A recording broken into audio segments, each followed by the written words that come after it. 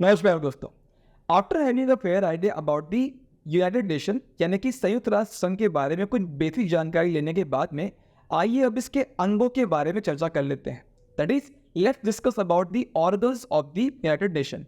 Now the first and the most important organ of the United nation is the general assembly. Hindi में इसको हम कहते हैं आपका महासभा। महासभा की अगर मैं बात करूं तो सबसे पहली बेसिक बात जो आपको उसके बारे में जाननी वो क्या है, वो ये है कि एक मात्र संयुक्त राष्ट्र का निकाय है या एक ऐसा बॉडी है पूरे अंगों में एक मात्र ऐसा अंग है यूएन का जो सम प्रतिनिधित्व पर आधारित हो, यानी कि आपका इक्वल रिप्रेजेंटेशन अगर मैं कहूँ तो गलत नहीं होगा। सभी देशों को, चाहे वो भूटान जैसा छोटा देश हो या फिर अमेरिका जैसा बड़ा देश, जब ये देश किसी मुद्दे पर आपका वोट देने के लिए जाएंगे ना, तो इन दोनों देशों का जो मत होगा, उसका जो मूल्य होगा वो एक ही होगा। ठीक है, तो यह एक मात्र ऐसा निकाय है महासभा जहां जो आकी आपका आधारित है किस पर, सम प्रतिनिधित्व पर, दैट इज आपका इक्वल रिप्रेजेंटेशन पे। इसी को आप चाहो तो आपका सार्वभौमिक प्रतिनिधित्व भी बोल सकते हो। और यही कारण है दोस्तों कि इससे हम क्या कहते हैं, इससे हम लघु संसद भी कहते हैं। ठीक है, तो महासभा के बारे में आपको क्या लिखना है, आपको लिखना है यह संयुक्त राष्ट्र संघ का एक मात्र ऐसा अंग है जो सम प्रतिनिधित्व पर आधारित है। यही कारण है कि इसे हम क्या कहते हैं, लघु संसद। ठीक है, अच्छा, इसके बाद अगर मैं इसके कार्यों पे आऊं कि भैया ये जो आपका महासभा है ना, ये कार्य कौन कौन से करता है, तो इसके कार्यों को आप दो तरीके से क्या कर सकते हो, विभाजित कर सकते हो। कैसा? पहला कार्य जहां पर ये करेगा विचार और विमर्श, यानी कि कोई भी मुद्दा जो 193 देशों के आपका समक्ष आएगा, उस मुद्दे पर चर्चा करेगी सबसे पहले आपका महासभा, दैट इज जनरल असेंबली। तो पहला आपका जो कार्य है वो विचार विमर्श करना। कौन कौन से कार्य विचार विमर्श के अंदर आते हैं मैं आपको बताऊंगा। ठीक है, और दूसरा जो कार्य है इसके बाद में वो होता है नीतियों का निर्धारण करना, यानी कि ऐसी नीतियां बनाना जिसका अनुसरण पूरा विश्व करे, इसके सदस्य भी करे, जिससे कि वैश्विक शांति और सुरक्षा कायम रह सके। ठीक है दोस्तों, तो आपको एकदम समझ में आ रहा है ना मैं क्या बता रहा हूं। मैंने इसके कार्यों को दो पार्ट में डिवाइड किया। पहला कार्य क्या हो गया, पहला कार्य इसका विचार विमर्श करना, और दूसरा मैंने आपको बताया क्या, नीतियों का निर्धारण करना।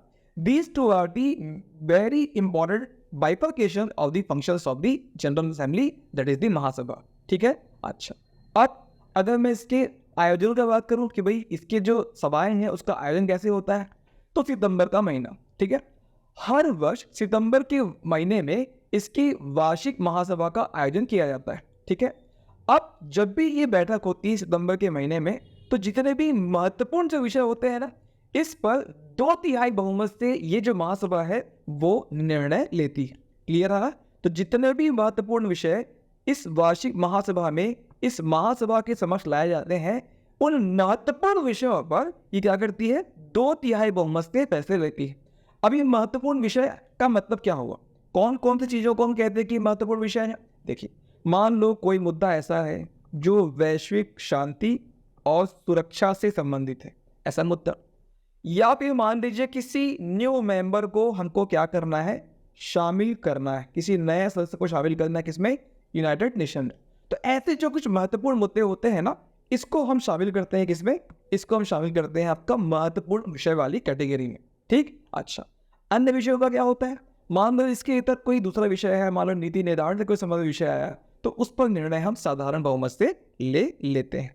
क्लियर हो रहा है? मैंने आपको क्या बताया, सबसे पहले मैंने आपको बताया कि एक मात्र ऐसी बॉडी है यूएन की जो सम प्रतिनिधित्व पर आधारित है, इसको लघु संसद कहते हैं। यह विचार विमर्श और नीति निर्धारण का कार्य करती है, सितंबर में बैठक होती है, महत्वपूर्ण विषयों पर 2/3 बहुमत से और अन्य असाधारण विषयों पर साधारण बहुमत से यहाँ पर निर्णय लिया जाता है। तो वन नेशन वन नोट, ठीक है, वन नेशन वन वोट, ये जो आपका सिद्धांत है इस पर आपका लागू होता है। अभी अगर मैं कहूँ कि इसके आपका अध्यक्ष कौन है, तो हाल ही में मैं आपको लिख देता हूं यहां पर, त्रिनीनाद, सुना आपने, त्रिनीनाद और टोबैगो। ठीक, त्रिनीनाद और टोबैगो की राजनयिक कौन, डेनिस फ्रांसिस, याद रहेगा। त्रिनीदाद और टोबैगो के जो आपका राजनयिक है दैट इज डेनिस फ्रांसिस, उनको यूएन महासभा के कौन से सत्र के लिए, 78 सत्र के लिए, जो कि 2023-24 वाला है, इसके लिए अध्यक्ष चुना गया है। ठीक है ना, तो हर वर्ष इसके हम अध्यक्ष भी चुन लेते हैं। क्लियर? अच्छा, तो ये हो गया इसका 78 सेशन। इसके बारे में मैंने आपको अभी कुछ बातें बता दी कि डेनिस फ्रांसिस को अध्यक्ष चुना गया है। ये एक करंट अफेयर वाली बात है जो आपको हर साल अपडेट करनी होती है। ठीक है ना? अच्छा, अब हम बात करते हैं इसके प्रमुख कार्यों की कि भैया ये कार्य क्या क्या करता है। ठीक है, तो देखो, पहला मैं आपको बताता हूं इसका चुनाव संबंधी कार्य। भाई चुनाव के संबंध में ये क्या क्या कार्य करता है। फिर आपका होता है विचारशील कार्य, यानी कि कौन कौन सी ऐसी चीजें हैं जिस पर आपका ये जो जनरल असेंबली है ना विचार करती है। तो देखिए, चुनाव संबंधी कार्य में जो पहला कार्य होता है ये होता है सुरक्षा परिषद के जो अस्थायी सदस्य हैं उनकी क्या करना, आपका नियुक्ति करना। ठीक है, देखो हमारा जो सिक्योरिटी काउंसिल है, दैट सुरक्षा परिषद है, ये यूएन का ही एक अंग है जिसमें ना कुल 15 मेंबर होते हैं। कितने मेंबर होते हैं? 15 मेंबर। तो इन 15 में से 5 मेंबर तो स्थायी हैं जिनको हम P5 कंट्री के नाम से आते हैं। अब जो 10 मेंबर बचे इनको हम बोलते हैं अस्थायी सदस्य। तो इन अस्थायी सदस्यों के चुनाव का कार्य कौन करता है? करता है आपका महासभा। क्लियर रहेगा? अच्छा, इसके बाद देखिए एक और परिषद थी जिसको हम कहते हैं क्या, आर्थिक एवं सामाजिक परिषद। ये भी एक अंग है जिसका यूएन का। इस आर्थिक एवं सामाजिक परिषद के सदस्यों का भी चुनाव कौन करता है? महासभा करती है। क्लियर? अच्छा, 2 अंग मैंने हो गए, एक सिक्योरिटी काउंसिल हमने कर दिया उसके अस्थायी सदस्य, फिर मैंने बताया आर्थिक और सामाजिक परिषद उसके भी सदस्य। और कोई अंग है क्या जिसके सदस्यों को चुनाव ही करता है? हाँ भाई, एक अंतरराष्ट्रीय न्यायालय भी है, इंटरनेशनल कोर्ट ऑफ जस्टिस। इसमें जो 15 जो जज होते हैं ना, इनकी नियुक्ति का भी जिम्मेदारी किसके पास में है? इनकी नियुक्ति भी जिम्मेदारी है आपका किसके पास? आपका जनरल असेंबली के पास। और लास्ट में यूएन के जो महासचिव होते हैं उनकी भी नियुक्ति करता है कौन? आपका यूएन का महासभा। तो 4 तरीके से इसने क्या किया? चुनाव संबंधी या नियुक्ति संबंधी कार्यों का संपादन किया। क्लियर हो रहा है ना? तो ये 4 चीजों को दोस्तों आपको याद रखना है। 3 तो इसके अंग ही हो गए, चौथा आपका क्या हो गया? इसका महासचिव। ठीक, अच्छा, अब विचारशील वाले कार्यों में क्या क्या आता है? तो देखिए, चार्टर में जो भी मामले दिए गए हैं ना, उन सभी मामलों पे विचार करना और उसके आधार पर अपना रिकमेंडेशन देना, दैट इज सिफारिश करना, किसकी जिम्मेदारी है? आपका यूएन के महासभा की। तो इसको हमने इसके विचारशील वाले कार्यों में ले लिया। ठीक है, इसके अलावा मान लो है बजट। भाई इतना बड़ा यूएन है, बहुत सारे देश यहाँ पे शामिल हैं, 193 आपका कंट्री था ना, तो इतने सारे देश इस संगठन को चलाने के लिए बजट का निर्माण करते हैं। तो उस बजट पर विचार करना और उसे पारित करना भी इसका क्या है? एक महत्वपूर्ण कार्य है जिसे यूएन की महासभा दैट इज जनरल असेंबली करती है। और इसके बाद मान लीजिए आपको यूएन के संविधान में दैट इज यूएन के चार्टर में आपको संशोधन करना है। ठीक है ना, हमने देखा था 24 अक्टूबर 1945 तो चार्टर बना था, है ना। उस चार्टर में अगर आपको किसी प्रकार का संशोधन करना है तो संशोधन की सिफारिश भी करता है आपका महासभा। क्लियर? तो ये कुछ बेसिक बातें हैं महासभा के बारे में।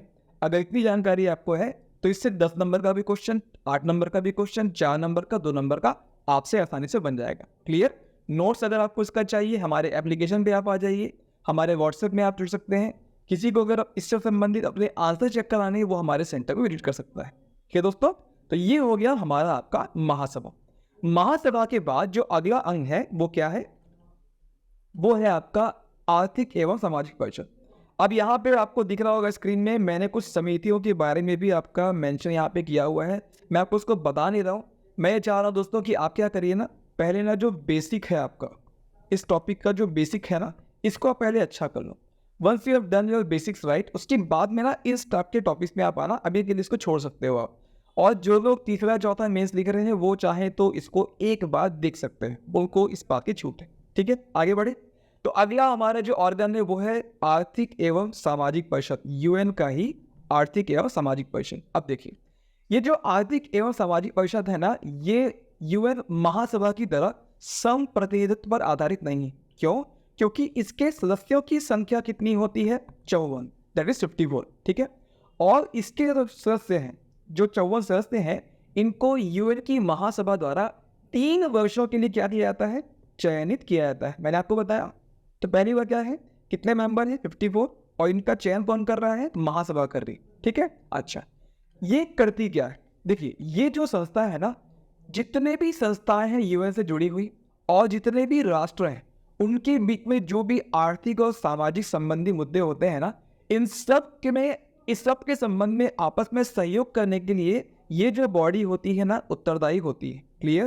तो विभिन्न संस्थाओं और राष्ट्रों के बीच आर्थिक एवं सामाजिक संबंधी सहयोग के लिए उत्तरदायी है यूएन का ये वाला अंग। क्लियर? अच्छा, अब मैंने कहा कि भाई कुछ संस्थाओं का मतलब क्या होता है? देखो, कुछ विशिष्ट एजेंसियां हैं जो यूएन के साथ मिलकर काम करती हैं। विशिष्ट एजेंसियों से मेरा मतलब, आपने डब्ल्यूटीओ के बारे में सुना है? हम पढ़ेंगे। ये एक एजेंसी होती है, ये यूएन की विशिष्ट यानी कि special agency. World Health Organization corona के नाम टाइम पे हमने सुना था, ये भी क्या है? यूएन की एक विशिष्ट एजेंसी। वर्ल्ड बैंक हो गया, आपका यूनेस्को हो गया, आईएमएफ हो गया, ये सारे दोस्तों क्या है? आपका विशिष्ट एजेंसियां हैं किसकी? यूएन की, जो कि इस सामाजिक और आर्थिक परिषद के साथ में क्या है? आपका संबद्ध है। ठीक? अच्छा, इन सब के अलावा 10 कार्यात्मक आयोग भी हैं, दैट इज 10 फंक्शनल कमीशन भी हैं जो संबंधित है किससे? इसी अंग से यूएन के, जिसमें शामिल होता है मानवाधिकार आयोग। आप सभी ने सुन रखा है इसके बारे में। तो यूएन का जो ह्यूमन राइट आपका कमीशन है, सस्टेनेबल डेवलपमेंट जो कमीशन है, नार्कोटिक्स ड्रग्स वाला जो आयोग है, इन सभी के बीच में आपका समन्वय करना किसका जिम्मेदारी है? आर्थिक एवं सामाजिक परिषद। क्लियर हो रहा है? तो हमने इसके बारे में क्या जाना? हमने ये जाना कि ये जो परिषद है ये संप्रतिनिधित्व पर आधारित नहीं है। 54 इसके सदस्य हैं जिनको 3 साल के लिए, कितने साल के लिए? 3 साल के लिए यूएन की महासभा के द्वारा चुना जाता है। पर्पस क्या है? पर्पस है जितनी भी संस्थाएं हैं, जितने भी राष्ट्र हैं, इनके बीच सहयोग करना है। और ये जो विशिष्ट एजेंसियां यूएन की और जो आपका आयोग है, इनके कार्यों का समन्वय करना भी किसकी जिम्मेदारी है? इसी आपका परिषद की जिम्मेदारी है। तो हमने क्या कर लिया? हमने 2 अंक कर लिए। हमने कर लिया महासभा, हमने कर लिया आपका क्या? हमने कर लिया सामाजिक और आर्थिक परिषद भी। ठीक? अच्छा, अब आता है क्या? सचिवालय। दोस्तों, आपने सेक्रेटरिएट यानी कि सचिवालय सुना होगा। हमारे भी राज्य में ऐसा एक सचिवालय है। आप ये बताओ कौन सा है वो? इंद्रावती भवन है, महानदी? आप इसको मुझे ऑप्शन में बताना लिख के, ठीक है? तो जो सचिवालय से हमारे आपका राज्य में, हमारे देश में होता है सचिवालय, सेक्रेटरिएट, वैसे ही आपका ठीक सचिवालय है किसका? यूएन का भी। ठीक है? अब ये क्या करता है? जो कार्य हमारे देश के केंद्रीय सचिवालय का या हमारे राज्य के सचिवालय का है, वही काम यूएन के सचिवालय का भी है। ये इसका एक प्रशासनिक अंग है। कैसा अंग है? प्रशासनिक अंग। अब प्रशासनिक अंग का मतलब क्या होता है? एक ऐसा ऑर्गन जो यूएन को काम करने में जितनी भी चीजें लगती है ना, उन सारी सुविधाओं को, उन सारी चीजों को अवेलेबल कराने का कार्य करता है। ठीक है? तो सचिवालय मतलब यह यूएन का एक प्रशासनिक अंग है जिसका प्रमुख कौन होता है? महासचिव। अब महासचिव वर्तमान में कौन है? तो एंटोनियो गुटेरेस, इस नाम को आप याद रखिएगा। महासचिव की नियुक्ति कौन करता है? मैंने आपको बताया था, महासभा करती है। ठीक है ना? तो महासचिव की नियुक्ति महासभा के द्वारा किस पर? सुरक्षा परिषद की सिफारिश पर ही आपका की जाती है। याद रखिएगा इसको। ये जो आपका महासचिव है एंटोनियो गुटेरेस, जब इनको चुना गया तो कैसे चुने गए? इनकी नियुक्ति हुई आपका महासभा के द्वारा। किसके रिकमेंडेशन पे? On the basis of the recommendation of the security council. ठीक है ना? अच्छा, अब ये करता क्या है? यानी कि सचिवालय क्या करता है? सचिवालय का काम, जैसे कि मैंने आपको बताया, इसका काम है जितने भी अदर ऑर्गन्स है आपका यूएन के, उनको आवश्यक जानकारी और जो इंफॉर्मेशन है उसको अवेलेबल कराना। तो आवश्यक जानकारी और सूचना अवेलेबल कराना इसका प्रमुख क्या है? कार्य। ठीक है दोस्तों? तो ये वाला ऑर्गन भी हो गया, तभी सचिवालय। इससे ज्यादा यहां से प्रश्न नहीं बनता है सचिवालय वाले टॉपिक से। बस that is more than enough. Clear? अच्छा, अब आते हैं नेक्स्ट, दैट इज अंतरराष्ट्रीय न्यायालय। तो देखिए दोस्तों, जो न्यायालय है, अंतरराष्ट्रीय न्यायालय जो है ना, ये आपका ये संयुक्त राष्ट्र का सबसे इंपॉर्टेंट या फिर कहें प्रधान न्यायिक अंग है। यानी कि बहुत ही इंपॉर्टेंट एक जुडिशियल ऑर्गन है आपका यूएन का ये अंतरराष्ट्रीय न्यायालय। ठीक है ना? और ये एकमात्र ऐसा आपका अंग है यूएन का जो न्यूयॉर्क से बाहर है। हेग में इसका क्या है? आपका हेडक्वार्टर है। ठीक? तो पहली बेसिक बात आपको जो याद रखनी है वो क्या है? कि एकमात्र अंग है जो न्यूयॉर्क से बाहर है। और ये कैसा अंग है? उसका ये न्यायिक अंग है। तो सचिवालय कैसा था? प्रशासनिक अंग था। ये कैसा है? न्यायिक अंग है। ठीक है? अच्छा, अब मैंने आपको बताया था कि इसके जो न्यायाधीशों की नियुक्ति कैसे होती है। इसके न्यायाधीशों की नियुक्ति महासभा के द्वारा सुरक्षा परिषद की सिफारिश पर 9 वर्षों के लिए होती है। कितने वर्षों के लिए? 9 वर्षों के लिए। सामाजिक और आर्थिक परिषद के सदस्यों की नियुक्ति कितने वर्षों के लिए हो रही थी? 3 वर्षों के लिए। अंतर्राष्ट्रीय न्यायालय के न्यायाधीश कितने हैं? 15। नियुक्ति कितने वर्षों के लिए है? 9 वर्षों के लिए हो रही है। ठीक है, याद रहेगी बातें। देखो, these are very very important fact जो आपको ना बार बार रिवाइज करने हैं। जैसे मैं रिवाइज कर रहा हूँ वैसे ही आपको रिवाइज करते चलना है, आपके बहुत काम का है वीडियो। क्लियर? तो देखो बेटा, क्या हुआ? अंतर्राष्ट्रीय न्यायालय मैंने आपको बता दिया न्यायिक अंग है, न्याय से बाहर है। न्यायाधीशों की नियुक्ति कौन करता है? यूएन की महासभा करती है। किसके रिकमेंडेशन पे? यूएन के सिक्योरिटी काउंसिल के रिकमेंडेशन पे। कुल कितने होते हैं? 15 होते हैं। कितने वर्षों के लिए? तो 9 वर्षों के लिए। अब यहाँ पे बात करिएगा, देखो मान लो 15 जज यहाँ पे बैठते हैं, ठीक है, मान लो ये 15 है, ठीक है, मान लेते हैं 15। अब 15 में से कितने जज बैठेंगे तो इसकी गण पूर्तियां मान लेंगे भाई कि कोरम कंप्लीट हो गया। 9 जज। कितने जज? 9 जज। तो गण पूर्ति के लिए 9 जजों का बैठना बहुत ही ज्यादा जरूरी होता है आपका न्यायालय में। क्लियर? अच्छा, इस न्यायालय में निर्णय कैसे दिए जाते हैं? इस संबंध में कोई प्रावधान है क्या? हाँ भाई, इस आपका न्यायालय में जो निर्णय है ना वो बहुमत के माध्यम से लिए जाते हैं। और मान लो 15 है, चूंकि ऑड नंबर है, तो इनकेस कभी आपका कुछ टाई वाला समस्या आया तो क्या करते हैं, यहाँ पर ना जो निर्णायक मत है वो सभापति दे सकता है। क्लियर? अच्छा, एक और बात जो अंतर्राष्ट्रीय न्यायालय के संबंध में है वो क्या है? भाषा।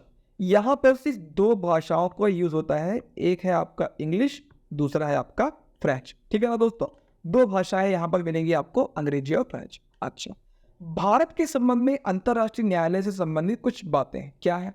प्रथम भारतीय जो अंतर्राष्ट्रीय न्यायालय में न्यायाधीश के रूप में नियुक्त हुए, ये जीके में भी पूछा जा सकता है ना, वो है आपका डॉक्टर नागेंद्र सिंह। कौन है वो? डॉक्टर नागेंद्र सिंह। इस नाम को आपको याद रखना है। और हाल ही में यानी कि अभी 9 साल के लिए किनको नियुक्त किया गया तो वो नाम मैं आपको बता देता हूं, वो नाम है दोस्तों दलवीर भंडारी का। कौन है वो? दलवीर भंडारी। इनको वर्ष 2018 से 27 के लिए चुना गया है क्या? आपका न्यायाधीश। क्लियर? देखो यहाँ लिखा हुआ 18 से 27 दूसरे कार्यकाल के लिए ना, पहला 9 साल कंप्लीट कर चुके हैं, सेकेंड 9 साल आपका फिर से इन्हीं को आपका चुना गया है, दलवीर भंडारी जी को। और ये बहुत बड़ी बात है ना भारत की, ये आपका जीत है, क्योंकि देखो यहाँ पे जो लोग चुने आ रहे हैं कहाँ से चुने आ रहे हैं? यूएन की महासभा से चुने आ रहे हैं। तो इस पर पता है जिनसे लड़के दलवीर भंडारी चुने गए ना, वो आपका ब्रिटेन का एक आपका कैंडिडेट था जिसको हरा दिया इंडिया ने, राइट? तो इतने सारे देश हमारे फेवर में रहे तब जाके आपका इनको वहां पर जस्टिस चुना गया। ठीक है दोस्तों, तो ये रही कुछ बेसिक बातें हमारे आपका जो यूएन है उसके ऑर्गन के संबंध में। अब एक ऑर्गन बचता है आपका, उसको हम कहते हैं सिक्योरिटी काउंसिल, दैट इज सुरक्षा परिषद। सुरक्षा परिषद को मैं सेपरेटली डील करने वाला हूँ क्योंकि वो एक बड़ा टॉपिक है और इसके संबंध में ना बहुत सारी चीज़ें भी वर्तमान में चल रही हैं और जो क्वेश्चन भी आते हैं ना वहाँ से बहुत ज़्यादा आने की संभावना बढ़ती है। 15 नंबर का भी क्वेश्चन वहाँ से आ सकता है, तो मैं उसको आपको सेपरेटली डील करने वाला हूँ।